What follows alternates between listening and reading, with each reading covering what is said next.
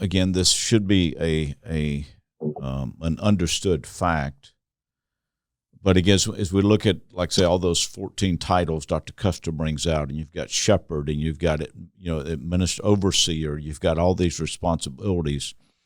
I think it can be easy to become either distracted by these other responsibilities to where we rush through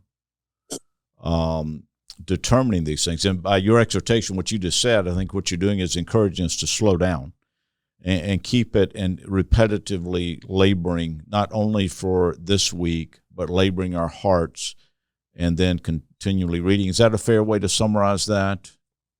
Any other comments you have there? Well, Morris, let me maybe respond to this in light of a recent experience that my wife and I had. Okay. We have just a few weeks ago gotten back from spending a full month in the United Kingdom. Wow. England, Scotland, and Wales. And we went over there, and we purposely did not visit people. We went over there entirely to visit church history sites. And so every day we had 2 or 3 of these. Many of them were churches where there had been historic ministries. Most of the churches that we visited are today either liberal, or they are very contemporary. Numbers of them with women pastors and women elders. Or those buildings are now apartments, wedding boutiques, restaurants, in one case, a nightclub. Here is, Matthew Henry, and he's buried in one of the worst, wickedest, wretchedest kinds of nightclub scenes. He and his wife, okay. Now and some of these are just broken down buildings. And here's the question: how did that happen?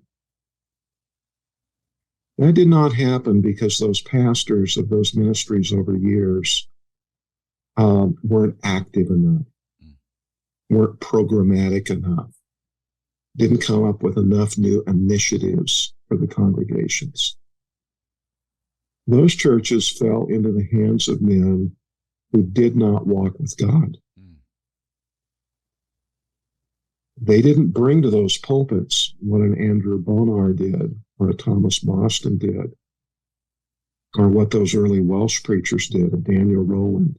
Right. They didn't bring to those pulpits a sanctified life and a spirit that was really infused with a devotion to the Lord and to his word. Now that is what is going to happen to our churches.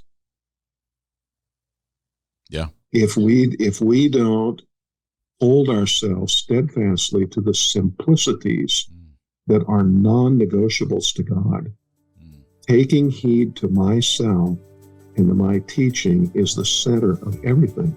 That is the non-negotiable. Amen. Well, and so that would be my response to that. Yeah. Okay. You're listening to ReChurch, a podcast of Gospel Fellowship Association Missions. If you would like more information about our ministry or how we may assist you and your church, visit us at gfamissions.org/consulting.